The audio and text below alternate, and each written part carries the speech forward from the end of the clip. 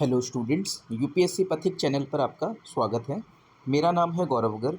आज हम हमारी करंट अफेयर्स की सीरीज़ में वासेनार अरेंजमेंट के बारे में पढ़ेंगे। तो ये द हिंदू के टेक्स्ट एंड कंटेक्स्ट जो एक आर्टिकल आता है उसमें से मैंने उठाया है। इसका नाम है Wassenaar arrangement the need to reform export control regime. तो हम समझते हैं ये इशू क्या है। इसके ऊपर भी यूपीएससी ने प्रीलिम्स में क्वेश्चन पूछा हुआ है 2011 में। उस प्रीलिम्स के क्वेश्चन को भी हम सॉल्व करेंगे और मेंस के हिसाब से हॉलिस्टिकली इस टॉपिक को कवर करेंगे। अगर हम देखें तो ये आपके किस में आ जाएगा, ये आपके GS 2 में भी आ जाएगा, इंटरनेशनल रिलेशन वाले टॉपिक में। उसके साथ साथ में ही ये आपका जो है इंटरनल सिक्योरिटी की जब हम बात करते हैं तो उसके GS 3 के टॉपिक से भी कहीं ना कहीं रिलेट होता हुआ हमें नज़र आता है। इसके साथ में ही जो साइंस एंड टेक्नोलॉजी का टॉपिक है उससे भी आप इसको जोड़ सकते हो, जिसके कारण ये दोबारा से GS 3 का ही एक टॉपिक बन जाएगा। तो हम इसको शुरू करते हैं। तो सबसे पहले हम बात करते हैं कि वासेनार अरेंजमेंट है क्या। तो वासेनार अरेंजमेंट की जब हम बात करते हैं तो सबसे पहले हम ये समझ लेते हैं कि वासेनार क्या है। Wassenaar is a location in Netherland. Wassenaar arrangement हुआ कब था? 1996 में नीदरलैंड के वासेनार शहर में हुआ था। अब ये है किस बारे में? ये एक मल्टीलेटरल एक्सपोर्ट कंट्रोल रिजीम है। तो सबसे पहले हम बात करते हैं कि मल्टीलेटरल का क्या मतलब होता है। अगर हम हिंदी में कहें तो इसका मतलब होता है बहुपक्षीय, यानी कि जिसके बहुत सारे पक्ष हों। तो मल्टी का मतलब होता है मैनी, है ना, और लेटरल का मतलब होता है एस्पेक्ट्स, मतलब कि पक्ष। यानी बेसिकली यहाँ पे बात क्या हो रही है, जब 3 से ज़्यादा देश ग्रेटर देन 3 कंट्रीज जो हैं वो किसी एग्रीमेंट में या फिर किसी रिजीम में इन्वॉल्व होंगे, then that would be a multilateral export regime. तो इसमें आप देख सकते हो कितने देश हैं, 42 कंट्रीज़ हैं। और इसको हम एक्सपोर्ट कंट्रोल रिजीम क्यों कह रहे हैं? यानी कि ये बेसिकली क्या करेगा, एक्सपोर्ट्स को कंट्रोल करेगा। किस चीज़ के एक्सपोर्ट को कंट्रोल करेगा? जो डेंजरस वेपन्स होते हैं, यानी कि जो खतरनाक हथियार हैं और जो सेंसिटिव टेक्नोलॉजीज़ हैं, उनको ये गलत हाथों में पड़ने से रोकने के लिए किया गया एक अरेंजमेंट है। तो अगर हम बात करें वासेनार अरेंजमेंट क्या इंश्योर करता है कि जो हॉस्टाइल कंट्रीज़ हैं, यानी कि जो गलत देश हैं, जो आतंकवाद को बढ़ावा देते हैं, स्टेट स्पॉन्सर्ड टेररिज्म को बढ़ावा देते हैं, और जो खुद आतंकवादी हैं यानी कि टेररिस्ट हैं, उनके हाथों में डेंजरस वेपन्स ना चले जाएं, सेंसिटिव टेक्नोलॉजीज़ ना चली जाएं। ठीक है, अब इसका स्कोप क्या है। इंडिया ने इसको कब ज्वाइन किया? भारत ने इसको 2017 में ज्वाइन किया था, यानी कि जब एनडीए की गवर्नमेंट थी उस टाइम पर, यानी कि जो करंट सरकार है बीजेपी की या एनडीए की, वही उस टाइम पे भी रूल कर रही थी। यानी कि हम कह सकते हैं कि मोदी जी के शासनकाल में भारत जो है वो वासेनार अरेंजमेंट का सदस्य बनता है। इसका स्कोप क्या है? Conventional arms. ये ध्यान से सुनना, कन्वेंशनल शब्द बहुत इंपॉर्टेंट है। कन्वेंशनल का मतलब होता है पारंपरिक, आर्म्स का मतलब हथियार। जो पारंपरिक हथियार हैं वो वासेनार अरेंजमेंट में आते हैं। डुअल यूज़ गुड्स भी आते हैं और टेक्नोलॉजीज़ भी आती हैं। अब हम समझते हैं कि डुअल यूज़ टेक्नोलॉजी होती क्या है। तो डुअल यूज़ टेक्नोलॉजी एक ऐसी टेक्नोलॉजी या एक ऐसी तकनीक हो सकती है जिसके दो पर्पज़ होते हैं। उसको आप डेंजरस पर्पज़ के लिए, यानी कि खतरनाक उद्देश्यों के लिए भी यूज़ कर सकते हो। उसके साथ में उसको आप सिविलियन पर्पसेस के लिए भी यूज़ कर सकते हो। तो आपको क्या समझ में आया कि उसके दो पर्पस हो सकते हैं। सिविलियन यानी कि आम नागरिक के लिए भी उनको यूज़ किया जा सकता है, और उसको हम हथियारों को बनाने के लिए भी यूज़ कर सकते हैं। जैसे कि अगर हम एग्जाम्पल देखें तो ड्रोन्स हैं। ड्रोन्स का यूज़ आप गुड्स की डिलीवरी में भी कर सकते हो, आप फार्मिंग में भी कर सकते हो। भारत में एक स्कीम भी चल रही है, ड्रोन दीदी स्कीम। आई होप आपने इसका नाम सुना ही होगा, है ना। तो इसी का यूज़ हम ड्रोन का कर सकते हैं बम फेंकने के लिए या मिलिट्री स्पाइंग यानी कि जासूसी करने के लिए। इसके साथ में ही जो न्यूक्लियर मटेरियल है उससे आप इलेक्ट्रिसिटी भी बना सकते हो और उससे आप न्यूक्लियर बम भी बना सकते हो, है ना। सैटेलाइट का यूज़ हम किस लिए कर सकते हैं? सैटेलाइट का यूज़ हम डिजास्टर मैनेजमेंट में भी कर सकते हैं। ठीक है, सैटेलाइट के जरिए हम जीपीएस नेविगेशन भी कर सकते हैं, वेदर फोरकास्टिंग भी कर सकते हैं, और उसी सैटेलाइट के थ्रू हम सर्विलांस भी कर सकते हैं, मिसाइल को अपनी गाइड भी कर सकते हैं। फिर अगर हम बायोलॉजिकल रिसर्च की बात करें तो दवाई बनाने के भी काम आता है, वैक्सीन बनाने के भी काम आते हैं क्या? Biological research. लेकिन बायोलॉजिकल रिसर्च के माध्यम से हम बायोलॉजिकल वेपन्स भी तो बना सकते हैं। साइबर टेक्नोलॉजी की अगर हम बात करें तो ये क्या करता है? ये ऑनलाइन डेटा को प्रोटेक्ट करता है, और साइबर टेक्नोलॉजी ही हैकिंग और साइबर अटैक में भी काम आ जाता है। तो ये हमने डुअल यूज टेक्नोलॉजी के उदाहरण देखे हैं। इसका ये मतलब बिल्कुल भी नहीं है कि जो बायोलॉजिकल रिसर्च है वो वासेनार अरेंजमेंट में आएगा ही आएगा। तो बायोलॉजिकल रिसर्च वासेनार अरेंजमेंट में आता है कि नहीं आता है, ये आपका होमवर्क है। ठीक है, मैं जानबूझ के ये देता हूं ताकि आप थोड़ा सा एफर्ट खुद से भी लगाओ। तो हमने क्या समझा कि डुअल यूज टेक्नोलॉजी जो है वो बेसिकली थोड़ी सी सेंसिटिव टेक्नोलॉजी है, और उसका जो यूज है यानी कि वो टेक्नोलॉजी जो है that should not go in the wrong hands, that should not go in the hands of the terrorist और सीधा हॉस्टाइल कंट्रीज, जिसकी वजह से वासेनार अरेंजमेंट को लाया गया है। ठीक है, इसके साथ में जो साइबर टेक्नोलॉजी है उसके भी हम दो तरीके से यूज कर सकते हैं। तो आई होप आपको इतना क्लियर हुआ होगा कि वासेनार अरेंजमेंट आया क्यों है। तो वासेनार अरेंजमेंट जो है उसमें बेसिकली पारंपरिक हथियारों की बात होती है। तो ड्रोन्स को हम, या फिर हम जो न्यूक्लियर मटेरियल है या फिर जो सैटेलाइट्स हैं उसकी जो तकनीक होती है, उसके लिए जो इक्विपमेंट्स होते हैं, उनको हम क्या कह सकते हैं, हम उनको कन्वेंशनल आर्म्स मान सकते हैं। ठीक है, तो उनको रोकने के लिए ही वासेनार अरेंजमेंट आया था। तो वासेनार अरेंजमेंट कैसे काम करता है? सबसे पहले तो ये कंट्रोल लिस्ट बनाता है उन चीजों की जिनको क्या करना है, हमें रिस्ट्रिक्ट करना है, जिनका जो टेक्निक है, टेक्नोलॉजी है, वो किन के हाथों में नहीं जानी चाहिए। बताओ आप लोग, जो खतरनाक देश हैं, जो आतंकवादी हैं, या फिर जो हॉस्टाइल कंट्रीज हैं। तो सबसे पहले क्या करेगा, एक कंट्रोल लिस्ट बना ली। उसमें क्या होगा, उसमें उन चीजों को, उन आइटम्स को लिखेंगे जिनको फ्रीली एक्सपोर्ट नहीं कर सकते। इनका एक्सपोर्ट होता है लेकिन वो रिस्ट्रिक्टेड होता है, जैसे कि वेपन्स हो गए, मिसाइल्स हो गई, सर्विलांस या स्पाइंग टेक्नोलॉजी हो गई, डुअल यूज टेक्नोलॉजीज हो गई। इनका यूज होता है, इनको एक्सपोर्ट किया जाता है बट नॉट फ्रीली।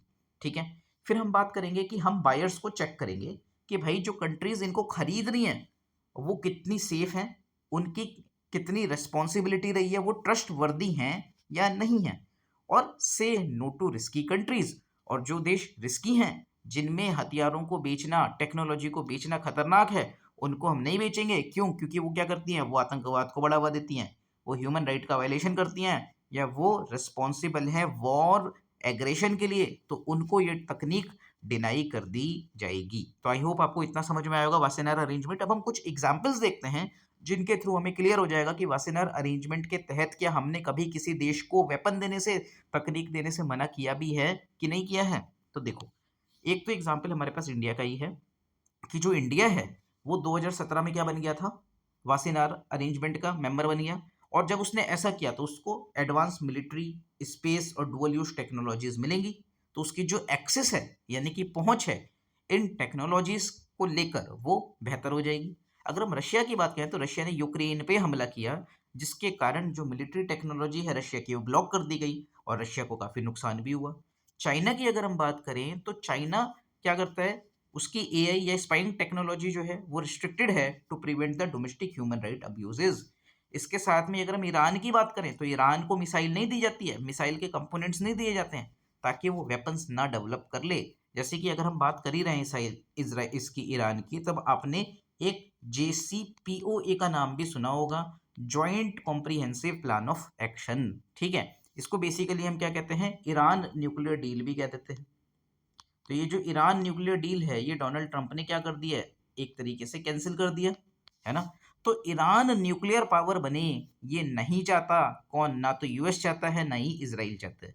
क्योंकि यूएस और इसराइल नहीं चाहते कि कोई भी इस्लामिक देश ऐसा हो जिसके पास में न्यूक्लियर टेक्नोलॉजी हो। और उसी में जो एक समस्या है वो क्या है कि पाकिस्तान जो है it is an Islamic country और उसके पास में न्यूक्लियर टेक्नोलॉजी है भी, जिसकी वजह से अभी सऊदी अरब ने पाकिस्तान के साथ में क्या किया है, स्ट्रेटेजिक म्यूचुअल डिफेंस एग्रीमेंट। खैर ये एक सेपरेट टॉपिक है, यहाँ पे हमने थोड़ा सा इसका जिक्र किया। क्यों? क्योंकि जो ईरान है वो मिसाइल डेवलप कर ले या फिर वो न्यूक्लियर वेपन डेवलप कर ले, ये ना तो इसराइल चाहता है और ना ही सऊदी अरब चाहता है। ऐसा क्यों? क्योंकि ईरान क्या है, एक शिया कंट्री है और सऊदी अरब एक सुन्नी कंट्री है, और ईरान और सऊदी अरब की बिल्कुल भी नहीं बनती है। ठीक है, फिर हम बात करें बेनिफिट्स क्या होंगे वासेनार अरेंजमेंट के भारत के लिए। तो अगर हम देखें तो वासेनार अरेंजमेंट के तहत भारत को जो मिलिट्री टेक्नोलॉजी है उसकी एक्सेस मिल जाएगी, है ना। तो जो हमारा मिसाइल सिस्टम है, हमारी रडार टेक्नोलॉजी है, हमारे सर्विलांस ड्रोन्स हैं, सभी इंप्रूव होंगे। फाइटर जेट टेक्नोलॉजी हमारी बेहतर होगी। और high performance computer, satellites, encryption tools for space and defence research ये होगा। अगर इसमें हम देखें तो रडार टेक्नोलॉजी क्या है, इसको भी हम किसी दिन एक सेपरेट वीडियो में कवर कर लेंगे, क्योंकि इंडियन एक्सप्रेस में एक्सप्लेन्ड करके एक टॉपिक आया था जिसमें जो रडार टेक्नोलॉजी है उसको डिटेल में समझाया गया था। अगर हम बात करें रडार की तो ये होता है रेडियो डिटेक्शन एंड रेंजिंग, ये इसकी फुल फॉर्म होती है, रेडियो डिटेक्शन एंड रेंजिंग। ठीक है, अब ये कैसे काम करती है रडार टेक्नोलॉजी, वो हम एक अलग क्लास में पढ़ लेंगे। अगर हम देखें तो इससे क्या क्या फ़ायदे हैं, तो पहला फ़ायदा यही है कि भाई हमारा डिफेंस जो है, मिलिट्री जो टेक्नोलॉजी है वो एडवांस होगी। फिर मेक इन इंडिया आ जाएगा डिफेंस सेक्टर में। इसके साथ में हमारी स्पेस टेक्नोलॉजी जो होगी वो भी बेहतर होगी। क्यों? क्योंकि इसरो को क्या मिलेंगे, मटेरियल मिलेगा रॉकेट बनाने के लिए और सैटेलाइट बनाने के लिए विदाउट रिस्ट्रिक्शंस, ये बहुत इंपॉर्टेंट होता है। तो वासेनार अरेंजमेंट जो है उसके मेंबर्स बिल्ड करेंगे trust follow for allowing better satellites and rocket technology imports. इसके साथ में अगर हम बात करें तो इंटरनेशनल रिस्पेक्ट और ट्रस्ट भी बढ़ेगा और भारत एक रिस्पॉन्सिबल नेशन के तौर पे दुनिया भर के सामने नजर आएगा। और इसकी मदद से हम जो न्यूक्लियर सप्लायर ग्रुप हैं उसमें हम क्या चाहते हैं, अपनी मेंबरशिप चाहते हैं, उसके लिए भी हमारी जो एक डोमिनेंस है यानी कि हमारी पावर जो है वो बढ़ जाएगी। तो अगर हम बात करें कि न्यूक्लियर सप्लायर ग्रुप और वासेनार अरेंजमेंट में अंतर क्या है, तो जो न्यूक्लियर सप्लायर ग्रुप है वो न्यूक्लियर बॉम्ब और फ्यूल को कंट्रोल करने की बात करता है, यानी कि जो न्यूक्लियर मटेरियल होता है स्पेसिफिकली वो सिर्फ उससे डील करता है। जबकि जब हम वासेनार अरेंजमेंट की बात करते हैं तो ये मिलिट्री और डुअल यूज टेक्नोलॉजी से डील करता है। ठीक है, अब हम बात करते हैं इसके ओरिजिन और नेमिंग की, कि भाई इसका नाम वासेनार क्यों पड़ा है, क्योंकि वासेनार एक जगह है नीदरलैंड में जहाँ पे पहली मीटिंग हुई थी। अब बात आती है यहीं क्यों हुई थी, वो इस वजह से क्योंकि नीदरलैंड एक न्यूट्रल और डिप्लोमेटिक कंट्री है जो सूटेबल है डिस्कशंस के लिए, क्योंकि ये एक न्यूट्रल देश है और ये एक न्यूट्रल देश होने के कारण यहाँ पे जो यूएस है यानी कि जो वेस्टर्न कंट्रीज हैं जिनमें यूएस भी आ जाएगा और जो सोवियत यूनियन है, ये इसको यूज करते थे एक देश के तौर पे, डिप्लोमेटिक देश के तौर पे जहाँ पे आके वो नेगोशिएशंस कर सकते हैं। ठीक है, तो चैलेंजेस क्या हैं करंट वासेनार अरेंजमेंट के, तो आपको क्या समझना है, अभी हमने जो वासेनार अरेंजमेंट है उसका बेसिक पढ़ लिया था। अब हम बात करते हैं आज के न्यूज़पेपर में जो आर्टिकल है वो क्या कहता है। उसके अनुसार जो वासेनार अरेंजमेंट है उसमें कुछ समस्याएं हैं। वो समस्याएं क्या हैं? पहली बात तो ये जो अरेंजमेंट है आउटडेटेड हो चुका है। क्यों? क्योंकि ये बेसिकली कन्वेंशनल आर्म्स को ही कंसिडर करता है। लेकिन अगर हम देखें तो आज के समय में जो टेक्नोलॉजी है बहुत अपग्रेड हो चुकी है और हमें हार्डवेयर से आगे बढ़ के सॉफ्टवेयर की ओर बढ़ना होगा। क्लाउड कंप्यूटिंग और सॉफ्टवेयर एज अ सर्विस, ये जो है ये ग्रे एरियाज में आ जाते हैं। देखो, एक चीज होती है ब्लैक, एक होती है वाइट। तो ब्लैक और वाइट जो होता है उसमें क्लैरिटी होती है कि किसी मैटर में आपको ब्लैक एंड वाइट के लेवल की क्लैरिटी है। एक होता है ग्रे एरिया। ग्रे एरिया का मतलब ये होता है जहां पे आपको चीजें क्लियर नहीं होती है, नॉट क्लियर।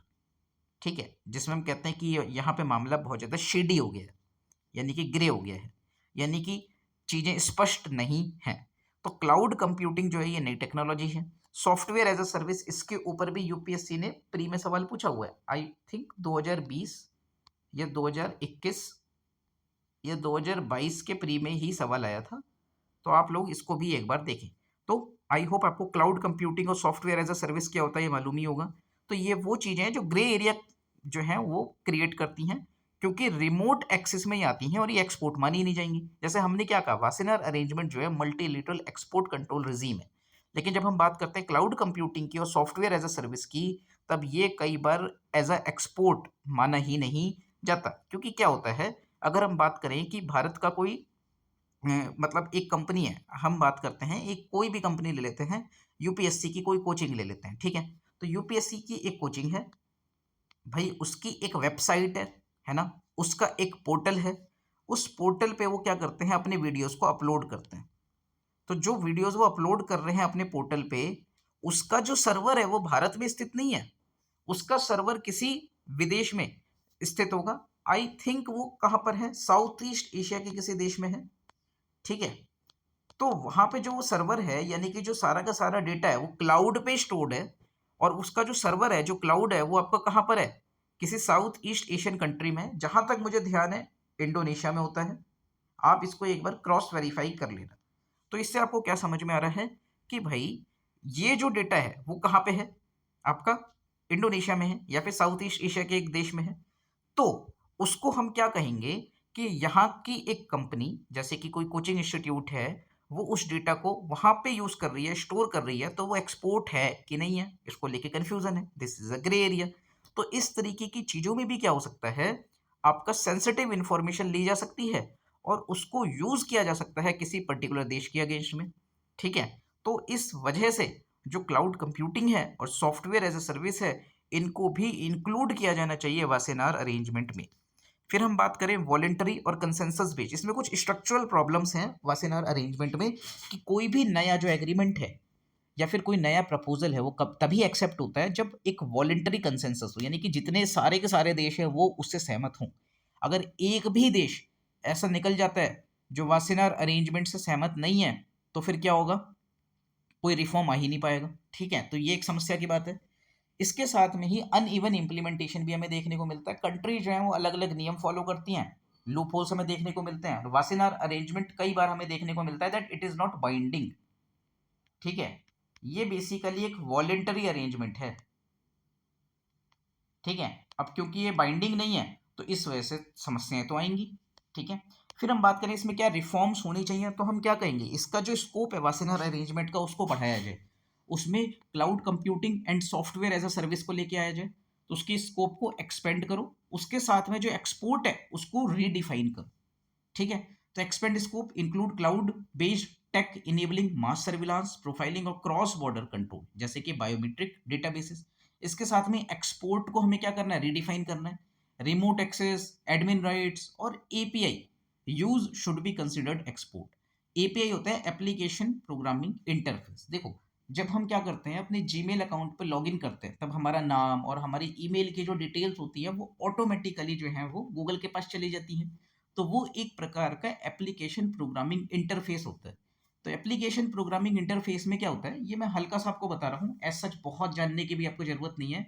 दो सॉफ्टवेयर आपस में जो कम्युनिकेट कर सकते हैं वो एप्लीकेशन प्रोग्रामिंग इंटरफेस के माध्यम से कर सकते हैं। तो बेसिकली जो मैंने आपको बताया कि गूगल ने क्या किया, जब हमने जीमेल अकाउंट में लॉगिन किया, हमारा नाम और हमारी ईमेल आईडी जो है उसको स्टोर कर लिया, तो वो स्टोर वो करता है एपीआई की मदद से ही। तो ये तो एक बेसिक इन्फॉर्मेशन है। इसी तरीके से हायर लेवल पे जो क्रिटिकल इन्फॉर्मेशन होती है, सेंसिटिव इन्फॉर्मेशन होती है, उसको भी स्टोर किया जा सकता है एपीआई के माध्यम से, ठीक है? तो इस वजह से हम क्या कह रहे हैं, licensing should consider and user and risk of human right abuse, not only technical specs. तो बेसिकली आपको करना क्या है इसमें समझने के लिए कि हमें जो रिफॉर्म्स लेके आने हैं, एक तो हम कहेंगे कि स्कोप को एक्सपेंड कर दो, एक्सपोर्ट्स को रिडिफाइन कर दो, इसको बाइंडिंग बना दो वासेनार अरेंजमेंट को। अभी क्या होता है, बाइंडिंग नहीं है, तो वॉलेंटरी से बाइंडिंग ट्रीटी होनी चाहिए with mandatory minimum standards and denying export to high risk jurisdiction. जो ज्यूरिसडिक्शंस ऐसे हैं जहाँ पे खतरा बहुत ज़्यादा है, वहाँ पे हम एक्सपोर्ट नहीं करेंगे। इसके साथ में हमें इंटरनेशनल कोऑपरेशन को भी इम्प्रूव करना होगा, क्योंकि क्लाउड सर्विसेज तो ग्लोबल हैं। जैसे मैंने क्या कहा कि भाई हमारा जो डेटा है एक पर्टिकुलर कोचिंग का भारत की, वो कहाँ पे स्टोर हो रहा है, कहाँ के सर्वर पे स्टोर हो रहा है, किसी दूसरे देश में। तो हम क्या कह रहे हैं, क्लाउड सर्विसेज ग्लोबल हैं, national authorities need to share information in real time, maintain shared watch list and align their policies. तो इंटरनेशनल सहयोग भी बढ़ाने की जरूरत है और एजिलिटी बढ़ानी होगी। एजिलिटी का मतलब होता है स्पीड को बढ़ाना।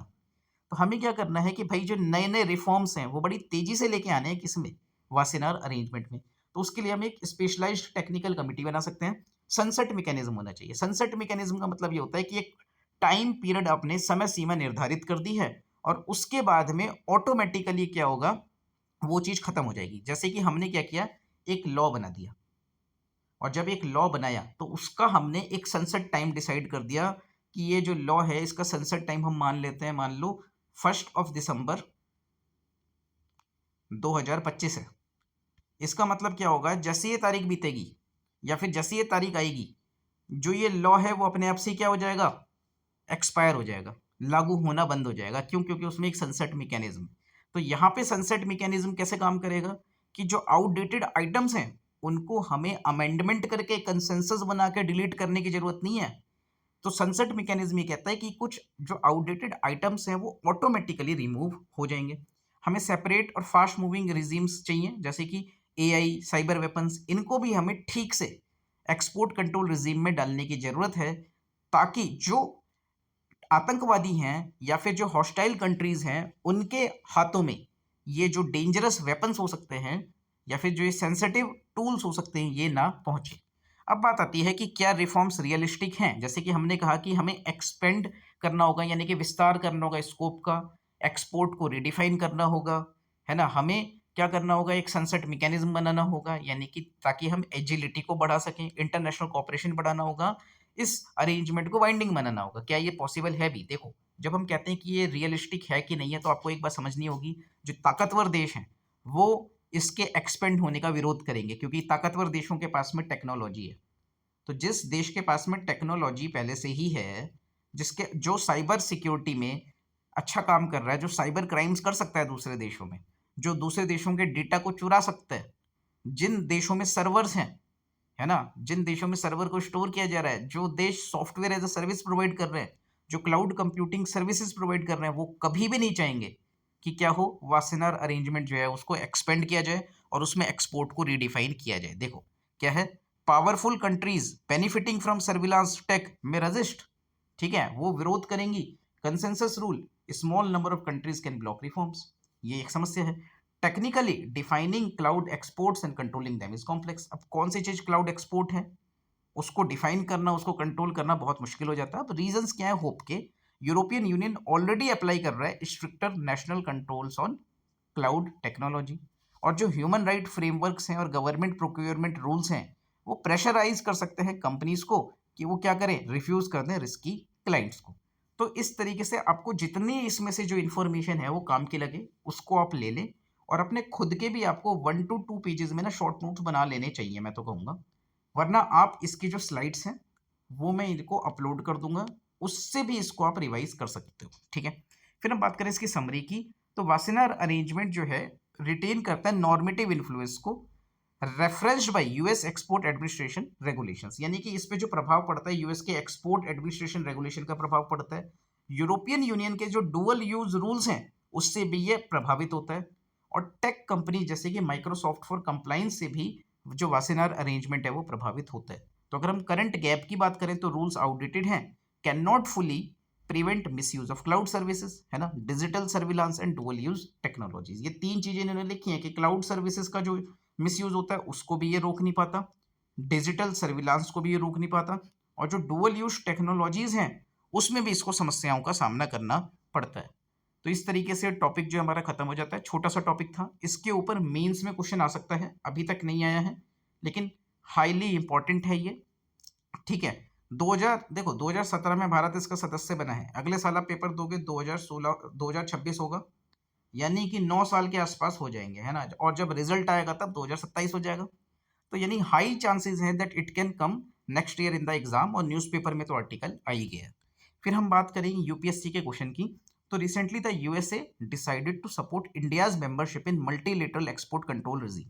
अब जैसे ही हमने कहा मल्टीलेटरल एक्सपोर्ट कंट्रोल रिजीम, तो उसमें ऑस्ट्रेलिया ग्रुप और वासेनार अरेंजमेंट दोनों ही आ गए। तो यूएसए ने क्या कहा है, डिसाइड किया है कि वो समर्थन करेगा भारत की मेंबरशिप का, ऑस्ट्रेलिया ग्रुप में भी, वासेनार अरेंजमेंट में भी। तो वासेनार अरेंजमेंट में तो भारत 2017 में आ गया था, ये 2011 का क्वेश्चन है, उस टाइम पे यूएसए हमारा समर्थन कर रहा था।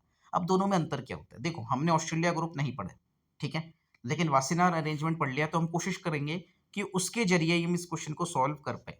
तो क्या है, Australia group is an informal arrangement which aims to allow exporting countries to minimize the risk of assisting chemical and biological weapons proliferation. ये स्टेटमेंट तो मुझे ठीक लग रहा है कि भाई जो ऑस्ट्रेलिया ग्रुप है वो बेसिकली केमिकल और बायोलॉजिकल वेपन्स के प्रोलिफरेशन के लिए होता है। जैसे कि ऑस्ट्रेलिया ग्रुप की जब हम बात करते हैं तो कैसे याद करते हैं, ए बी सी, ए से ऑस्ट्रेलिया ग्रुप, बी से बायोलॉजिकल वेपन्स और सी से केमिकल वेपन्स। तो इसका जो आधा स्टेटमेंट है ये ठीक है। अब हम देखते हैं दूसरा सही है कि नहीं है। दूसरा है whereas Wassenaar arrangement is a formal group under OECD holding identical objectives. तो हमने जब अभी पढ़ा था वासेनार अरेंजमेंट, तो उसमें हमने केमिकल और बायोलॉजिकल वेपन्स की तो कोई खास बात पढ़ी ही नहीं थी। उसमें हमने क्या पढ़ा था कि मिलिट्री जो टेक्नोलॉजी होती है वो, सैटेलाइट टेक्नोलॉजी होती है वो, जो रॉकेट के लिए टेक्नोलॉजी होती है, मिसाइल के लिए टेक्नोलॉजी होती है, न्यूक्लियर जो वेपन्स होते हैं या फिर न्यूक्लियर जो फ्यूल होता है उससे संबंधित जो बात होती है उसको हमने पढ़ा था। इसके साथ में इसमें और क्या लिखा है, ओईसीडी होल्डिंग आइडेंटिकल ऑब्जेक्टिव्स। तो हमने पूरा वासेनार अरेंजमेंट पढ़ लिया, लेकिन कहीं पे भी ओईसीडी का जिक्र तो पढ़ा ही नहीं। इसका मतलब क्या होता है, इसका मतलब ये होता है कि जो इसका सेकंड स्टेटमेंट है वो गलत हो जाता है, यानी कि पहला जो स्टेटमेंट है वो पूरा गलत, यानी कि 1 चला गया, ठीक है, और सी ऑप्शन भी चला गया, ठीक है। फिर हम देखें Australia group comprises predominantly Asian, African and North American countries, whereas the member countries of Wassenaar arrangement are predominantly from European Union and American continents. अब देखो वासेनार अरेंजमेंट में क्या लिखा है कि जो कंट्रीज हैं वो प्रीडोमिनेटली यूरोपियन यूनियन और अमेरिकन कॉन्टिनेंट्स होंगी। इंडिया भी है, ठीक है, और कंट्रीज तो 42 हैं। और हमें मालूम है कि अगर हम देखें तो अमेरिकन कॉन्टिनेंट में तो बहुत ही कम देश हैं। ऊपर की तरफ तो कौन है, कनाडा है, यूएस है और मैक्सिको है, जिसमें एक ही देश हो गया यूएस। फिर हम बात करें यूरोपियन यूनियन की, तो उसमें भी बहुत सारे देश तो होंगे ही नहीं, वेस्टर्न यूरोपियन कंट्रीज ही इसके सदस्य बनी होंगी, जैसे कि यूके बन गया होगा, फ्रांस बन गया होगा, जर्मनी बन गया होगा। तो 42 कंट्रीज जो है वो मात्र यूरोपियन यूनियन से और अमेरिकन कॉन्टिनेंट से तो आएंगी नहीं, क्योंकि अगर हम देखें यूरोपियन यूनियन में कितने देश होते हैं, 27 ही देश हैं। और अमेरिकन कॉन्टिनेंट की अगर हम बात करें तो उसमें यूएसए जो है एक, वो एक कनाडा, एक मेक्सिको, तो तीन ही देश होते हैं। अगर तीनों हैं भी तो आई डोंट नो तीनों हैं कि नहीं है। और उसके बाद में नॉर्थ अमेरिका में थोड़े से देश आते हैं, तो 42 सदस्य तो नहीं बनते। यानी कि ये जो स्टेटमेंट है, हाई चांसेस हैं कि ये स्टेटमेंट गलत होगा, क्योंकि इसमें जो चीज़ लिखी है कि प्रीडोमिनेंटली उसमें यूरोपियन यूनियन अमेरिकन कॉन्टिनेंट के ही देश हैं, यह स्टेटमेंट गलत हमें नजर आता है। यानी कि इसका सेकंड स्टेटमेंट भी गलत होगा, तो आंसर क्या हो जाएगा, D, neither one not two. तो इस तरीके से हमारी क्लास खत्म होती है। आई होप आपको ये क्लास पसंद आई होगी। आप लोग प्लीज़ जो है मुझे मोटिवेट करें कि इस तरीके के वीडियोस मैं और लेके आऊँ। यदि आपको वीडियो पसंद आते हैं तो आप लोग क्या करें, वीडियो को लाइक ज़रूर करें, चैनल को सब्सक्राइब करें। चैनल बिल्कुल नया है, आपके सपोर्ट की इसको बहुत ज़्यादा ज़रूरत है, ठीक है। इसके साथ में आप लोग हाइप करें और मुझे सजेशन दें कि किस टॉपिक के ऊपर मैं नया वीडियो बनाऊँ, ठीक है। Thank you.